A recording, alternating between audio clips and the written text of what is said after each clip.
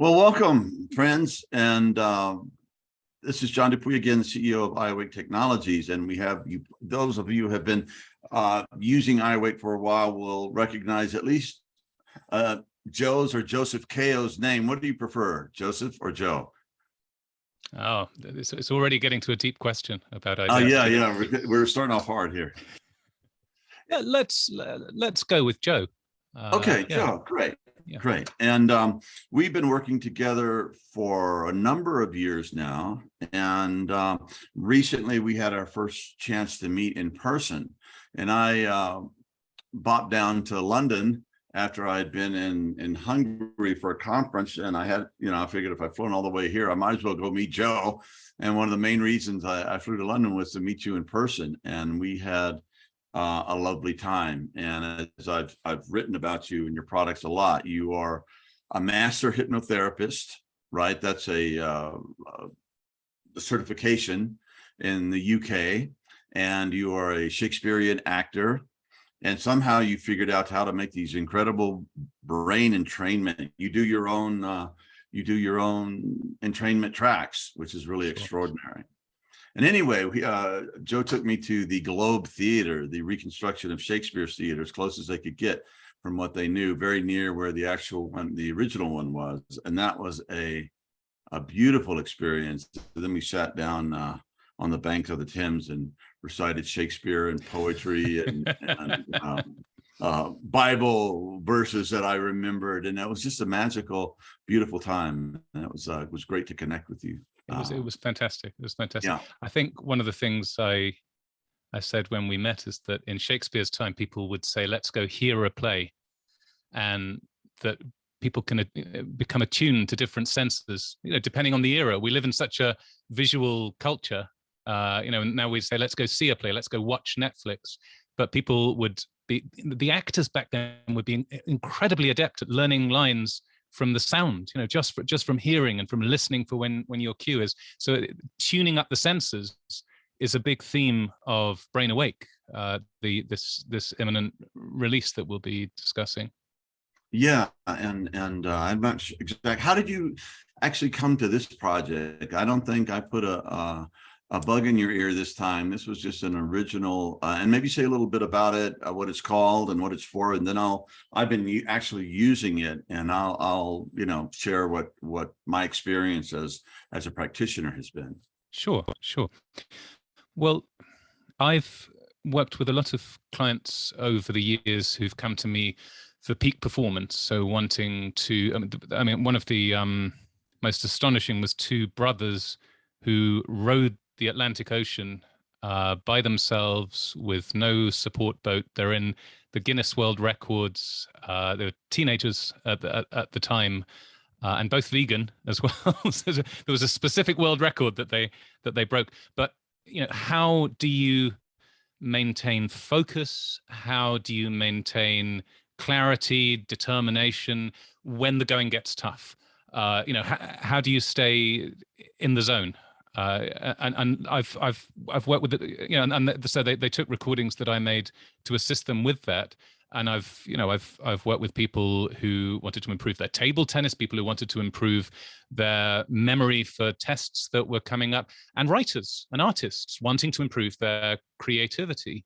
And what I found is that my background as a hypnotherapist can give people a way to tap into the skills that they've already got and to amplify them, to direct them in a way that's beyond just a conscious technique. It's more about tapping into where your brain is already skillful in particular ways, whether it's coming up with ideas, whether it's being very, very sharp and focused when it comes to your reaction speed, and then amplifying that and building upon that in a way where it's readily available to you when you need it in life. And what I wanted to do with Brain Awake is bring all of those principles and put them together into a recording, very much in the spirit of, and I think I mentioned this in the notes that were sent out to the, I'd say beta testers of Brain Awake.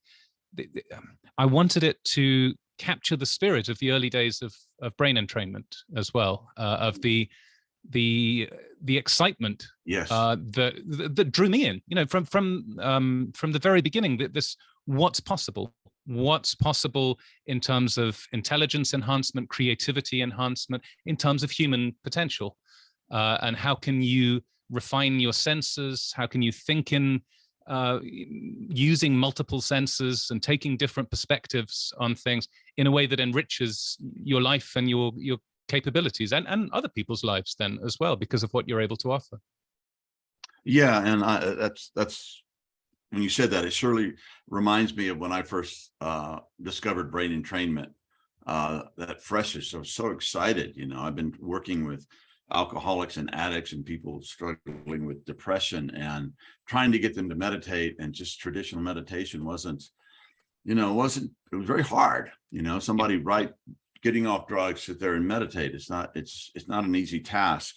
And I discovered this for my beloved addicts, and I started using myself, and I had a huge breakthrough, a very powerful spiritual opening, very non-dual, very just like, okay, here's little John in the mass of this universal mystery, and I am little John, which is still in some way very important, and I am also everything else. It's kind of a classic that sort of experience. And then shortly after that, with that kind of spaciousness that it created inside, I started releasing level after level of trauma that had kept me struggling with depression and sometimes on the edge of suicide at times. I'd get really, really dark. And I just started sharing this with everybody. And there were a few versions of it back then. And there was, anyway, different brands, and I was buying them, giving them to people, try this, and it was very exciting. And I never thought that I would start a company or do anything like that. It was just the excitement that we were democratizing deep transformational interior work and meditation for many more people than could have done it successfully otherwise. Yeah, that's beautiful, John. Yeah, and here we are today. Yeah. And one of the other things I've found in working with people therapeutically is that finding out where a person comes to life, where a person shines, what brings them out of their depression, what brings them out of their self-doubt or their anxiety, can very much include where do they feel most alive? Where do they already have the capacity to focus? Where does someone who's been diagnosed with attention deficit hyperactivity disorder, where do they already thrive? Where do they already, where can they pour their focus and their energy? So building upon where your strengths are and amplifying those is, for me, a key part of mental health and right. Building mental well-being. Yeah, and when you get into those creative flow states, I think it really is essential for human health, because it's inspiring. You feel like you're an instrument. You feel like you're here for a reason, and you're tapping into some higher source, and you're able to give back to the world in a way that you couldn't do otherwise, or you can prepare yourself for a life of service or accomplishment. It's really extraordinary. And addictions and compulsions are, as often as not, substitute activities for when a person can't get into that state. In other words, I need to get out of my head. I need to get, I feel stuck. I feel frustrated. I've got all these pent up feelings. I just need to get out of it. I just need to get away from it. But there can often be deep things there that need to be worked through. But what a person is often seeking is that flow and release, and just being able to trust themselves, to be able to thrive, to creatively stretch themselves, to feel in flow. And I suppose what I'm saying is those substitute activities, whether they're binge eating, whether they are gambling, whether they're drugs or whatever it might be, they're they're like a calling within of wanting that kind of freedom, wanting that kind of flow. So when you can help people to tap into where they naturally get that, where they naturally experience that, in my experience, it can create all kinds of ripple effects in other areas of their life where problematic patterns drop away because they're increasingly doing what naturally fulfills them. So and they're very dramatic. I mean, I can feel some of the tracks, it takes about 10, 15 minutes to really go, and most of the science says it takes about 10 minutes for the brain to entrain, 8 to 10 minutes when you're listening to things. So give it a little give it a little time, but I can feel it almost immediately with this. Yeah, it's just something, just focusing and something energetic, at the same time relaxed. I hope I'm describing it right, but it's really something. Well, one of the themes that runs throughout Brainawake, both in terms of the entrainment frequencies, the vibrations and rhythms that are there in the background of the track, but also that's there within the vocal guidance, is of what we could call tension and release.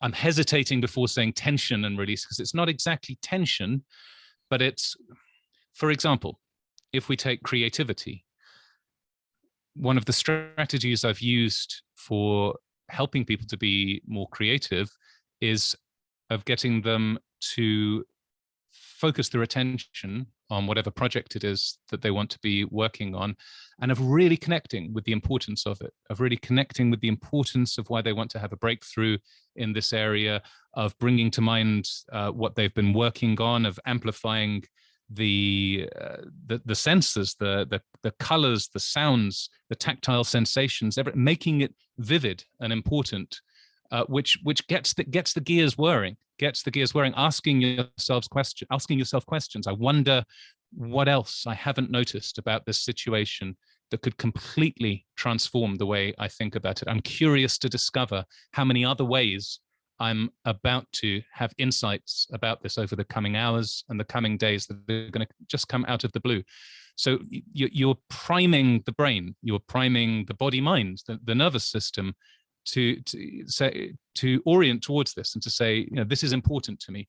So in a way, we could call that tension. We could call it's like positive stress of, yes, this matters to me. This is like a writer or an artist doing lots of preliminary sketches, lots of drafts, really pouring energy and drive into it, and then the release, and then just letting go, and I just letting the whole thing go. Like there've been studies showing that people become much more creative when they imagine that they're solving someone else's problem rather than their own. And one of the explanations for that, it makes sense to me. Yes. Yeah, it's mental distance. So it gives you a different way. You're able to let go of your own preconceptions. You're able to see the situation from the outside. So having the ability to release, to allow the gears to turn without any conscious effort being necessary. This isn't me saying, hey, it takes no effort. Hey, just listen to Brainawake and just ideas will just come. It's not like that. It's a combination. I've used this symbol many times, as have millions of people before me. But it's the yin and the yang. There is that effort. It's not just about deep relaxation. It's about engagement and focused attentiveness of this is the direction I want to be moving in, and then combining that with the receptivity and the reaching out, the opening and the moving toward, and then a letting go and allowing and a curiosity about what comes to mind. And that's there within the entrainment. That's there, with this track in particular, I really wanted people to have an experience of focused intensity at the start that then descends. You accomplished that in my experience. That was the first thing I thought. It's like, wow, this is right off the gate. It's very powerful. Yeah. And then and then so another way of summarizing it is, I didn't want this track to leave people feeling wired.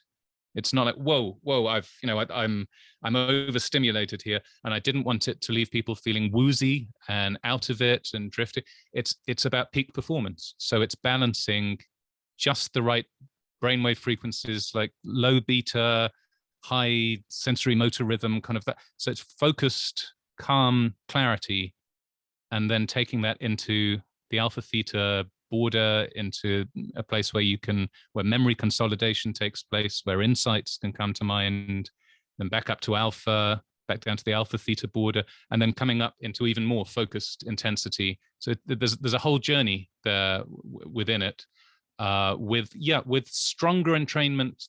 Well, you could say even stronger than some of the other tracks that I've used, because I didn't want it to be a Gone with the Wind experience. The core vocally guided track is 22 minutes. I wanted it to be a tool that people can use, where within that 22 minutes they get what they need from it. So the whole thing is a concise journey into peak performance and activating the capacities of your brain, whether that's creativity, focus, peak performance, and actually learning and memory consolidation. Yeah, and it's very inspiring as well. It's just like, you show up, and you also we have the track that doesn't have the guided meditation, right? That's just the sound, the music. Say a little bit about that. How did you create that? What brain waves are we dealing with, and what was that? Well, like? that's an extended version of what's there within the vocally guided track. I know a number of times when we've spoken, John, and you've had a lot of experience in meditation, that you'll listen to the vocally guided track, and then you'll want to extend it. You'll say, oh, actually, something's coming to mind here, or something's shifting in my experience. I want to deepen this. I want to take this deeper. So the purpose of that, the vocal free soundtrack, that has the brainwave frequencies in an extended form, and it's designed to be something you can use whilst doing creative work. You can use whilst learning. So you can use it for taking in new information. You can use it whilst working on a project where you want to have new insights or new perspectives. And you can also use it for self-inquiry. You can, and in particular, because of the theme of Brain Awake, my thinking in creating these frequencies was about having a very practical kind of breakthrough in an area of your life that matters to you, in the real world, in your daily life, where you might have been stuck, where you feel like you've run up against a creative block, where you feel like you're having trouble learning something. So using either the vocally guided track or the soundtrack with just the entrainment frequencies on as a tool to free up those stuck neurological patterns, and to get a fresh perspective on things, and to bring the peak performance state into that area, into that context of your life. That's the thinking behind it, and that's the way it's been structured. That's the way it's been structured, so that people can use it in that way.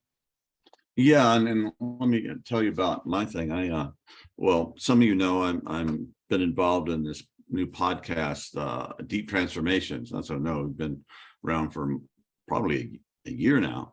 I've been working on it for several years before that, getting it together, but the pandemic and whatnot, put a halt on a lot of things.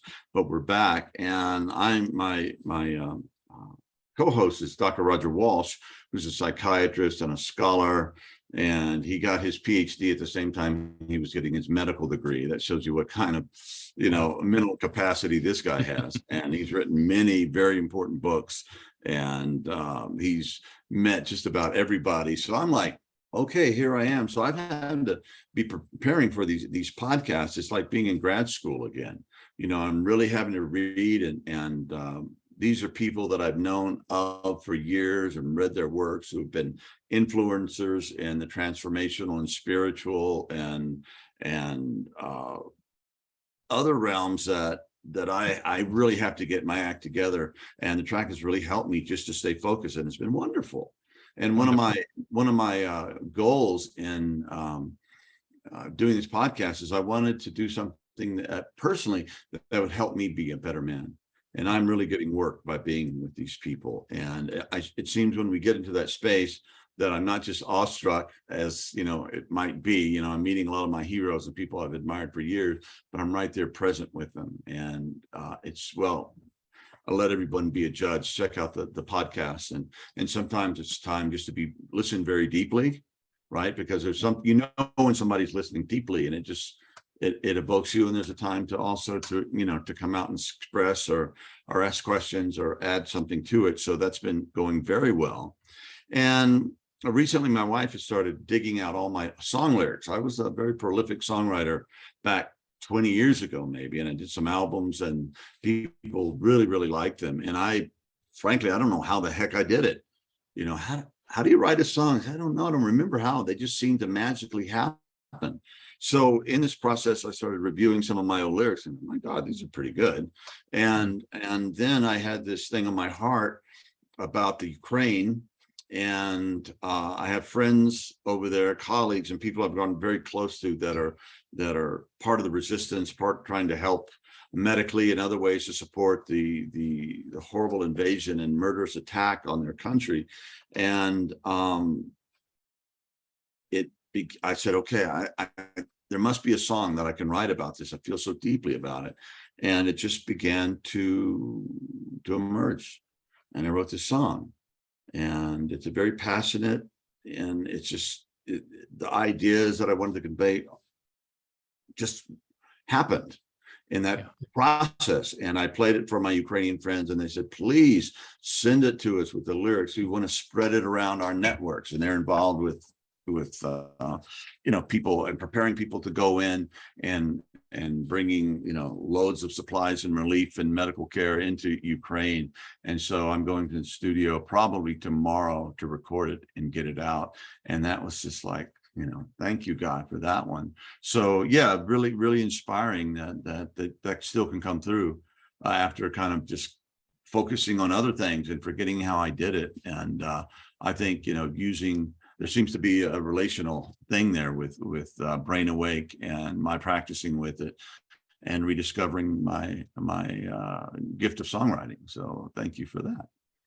I can't wait to hear it, John. Wow. Yeah. Yeah, it's pretty good. It's pretty good, I think. I mean, it reflected on people that I played it to. Yeah, that's why it feels good for me. But when I see the ultimate test is how it affects other people, and it's been very powerful. And you talked about the and inspiring and motivating, and that's not just an added extra. The attitude. I mean, you talked about it, there being a relational thing between Brain Awake and ideas coming to mind around you creating that track. There's also a relational aspect to how we deal with challenges, how we deal with creative blocks, how we deal with even struggles with learning something.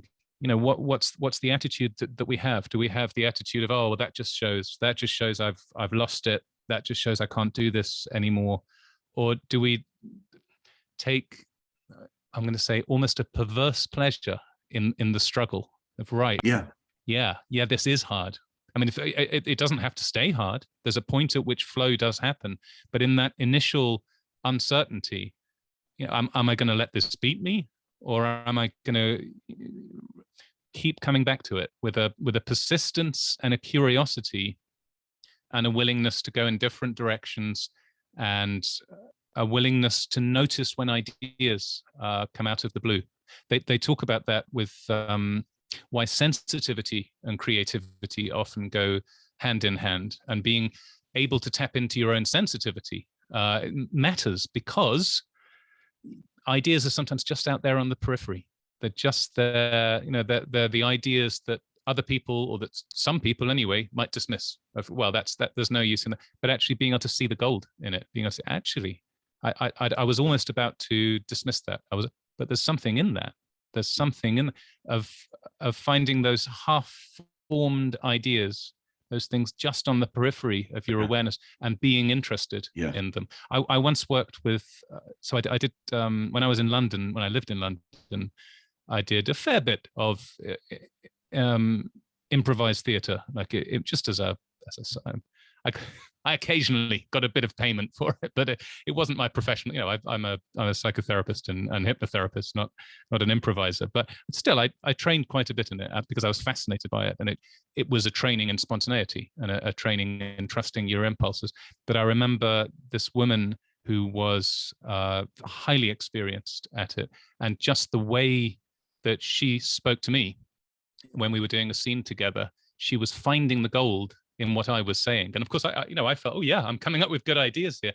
But actually, I'd like to hand the credit to her in that little scene that we did very much, because it was her attitude of there's gold here to be discovered. And that's one of the principles of improv. It's seeing the gold in your partner's ideas. And if you're doing it yourself, finding the gold, oh, there's something in that. And that comes from an attitude. So that's what Brain Awake is also encouraging. That is a key part of it.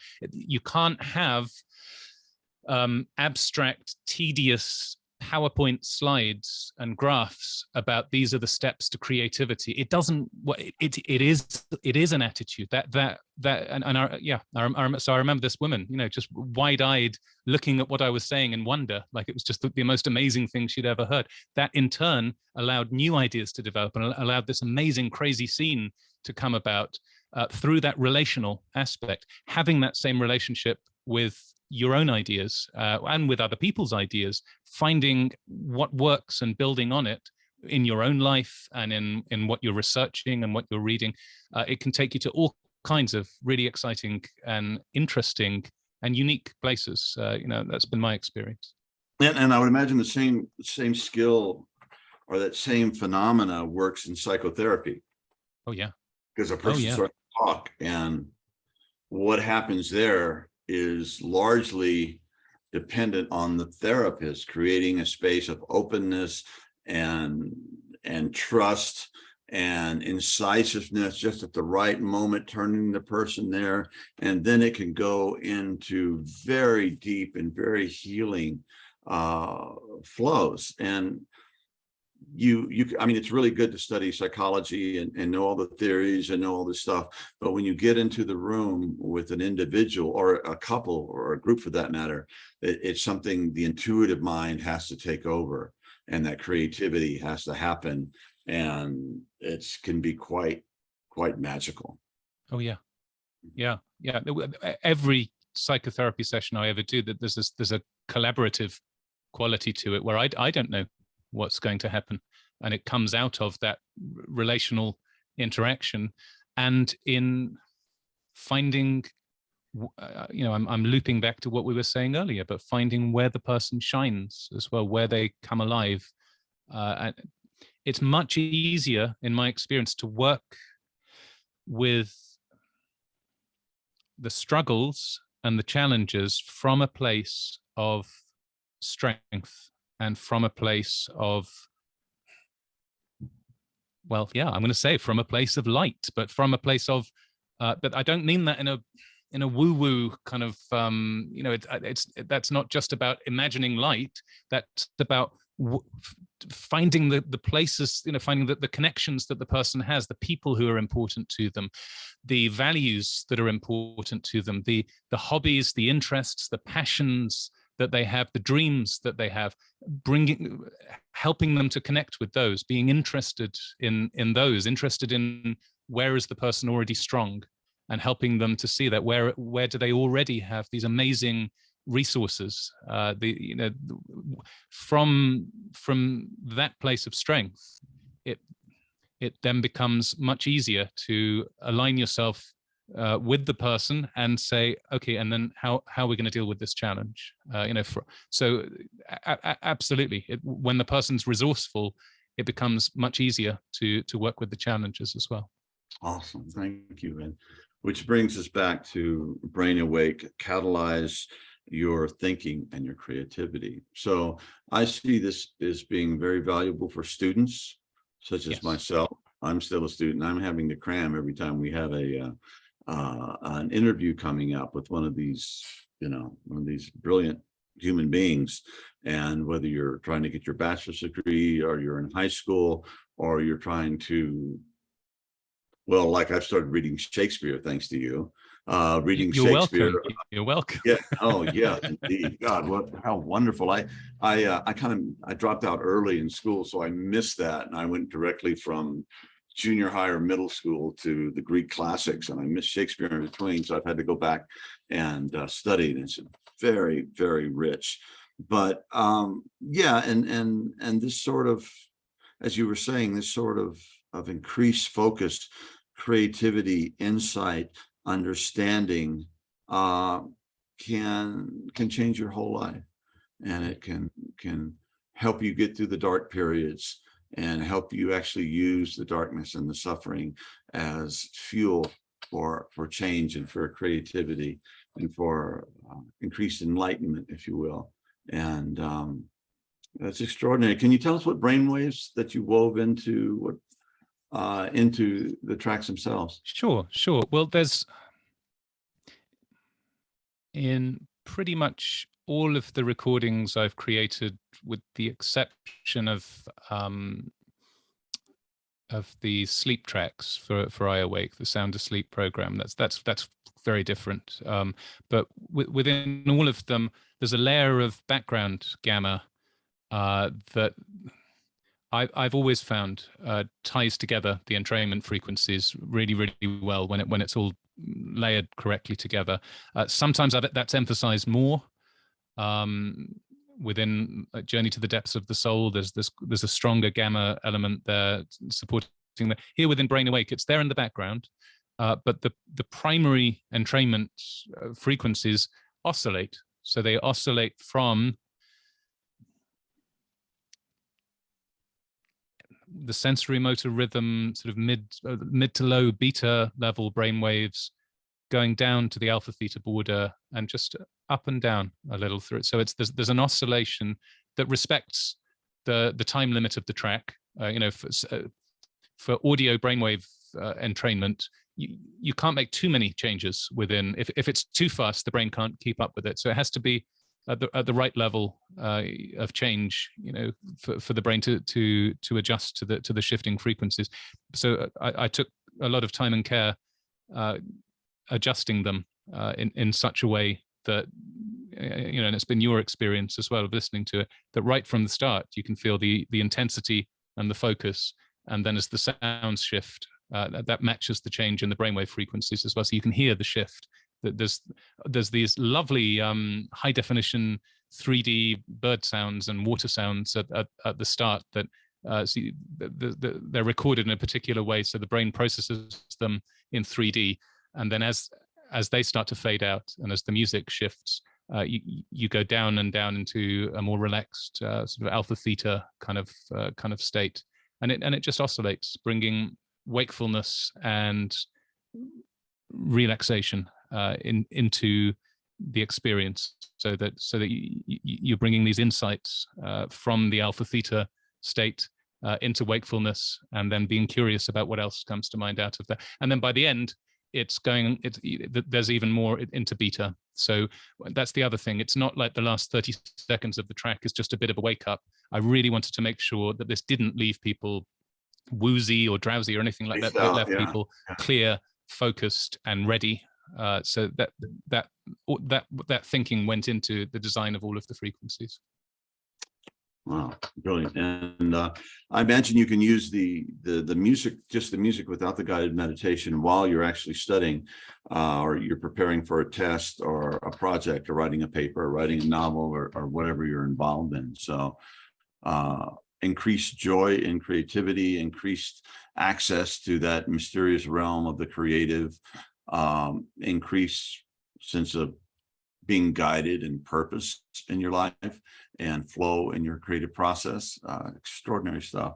And yeah, we are passing through very evolutionary times right now. And as my friend Jeff Salzman says, evolution is beautiful, but it ain't pretty. So it's up to us to do the best we can to be the best versions of ourselves we can be. And as always, thank you for adding to our ever-growing transformational library. It's quite amazing, and it's really blessing a lot of people at this point. So thank you, Joe. Any last thing you'd like to say before we sign off here? Well, I'm just reminded of what, Penn and Teller, the magicians. Sure, absolutely. There's this wonderful quote from Teller, the silent partner, which if I can remember it verbatim, it's that sometimes magic is just someone putting far more work in behind the scenes than anyone would reasonably expect. And I think there's something very freeing in that when people are cramming, or when they're working on a project, or when they're trying to memorize lines of Shakespeare, trying to memorize stuff for a test, whatever it might be, that we've all had, or most people have had, the experience of worrying or doubting whether they're going to be able to do it, or whether this is taking far too much time. God, surely, surely I should know this by now. Surely I should be able to do this by now. Surely I should have come up with this song by now. Do I even know how to write songs anymore? And being able to trust and take pleasure in putting in the work, in being persistent about it, in nurturing the brain and your creativity, and allowing it to sometimes be a struggle, and then trusting that when you least expect it, a melody you're humming something as you're cooking dinner. Oh, there's something new. Or a phrase somebody says in a conversation, or you see something on a billboard or the side of a bus or something, and just have that in notebook and write that down. And that can be the seed of, man, how many great songs have been written from something like that. And exactly. I think when your unconscious realizes you're serious about it, it starts breaking through. And one last thing I'd mention for athletes, I think this would be amazing. And I'm an athlete. I play tennis, and not to the best of my ability, better than my ability. And I'm just recovering from a knee injury, but I'm about to get back on the court. So I'm really looking forward to it. But I was listening to a receiver in American football, an interview yesterday, and this guy's a specimen. I mean, just great physical talent and great, just strong. The body's built through genetics and work. And he said, in football, which seems to be, American football seems a pretty just a strength-based games, he says 90% is mental. Yeah, 90% they get mental, and the 10% is the other, and that's extraordinary. So to increase your game and to bring it into that realm, which I think Ken Wilber called athletics the great unacknowledged religion of our time. Yeah, I've seen the way you cats get into your Premier Soccer in the UK, and it's just extraordinary. These communities, these come together, and the awe of the performance. Everybody's caught up into this thing that's just takes you into another realm. And so that begins with the practice, with the study, with getting your brain right, getting your mind right, getting your body right, all the integral things I've been yakking about for years. So thanks for this tool. And it's always a pleasure to connect with you as a friend and as a colleague, and much appreciated, my friend. Thank you. Joe Kao. I'm both at the same time. John, it's been a real pleasure. Thank you very much.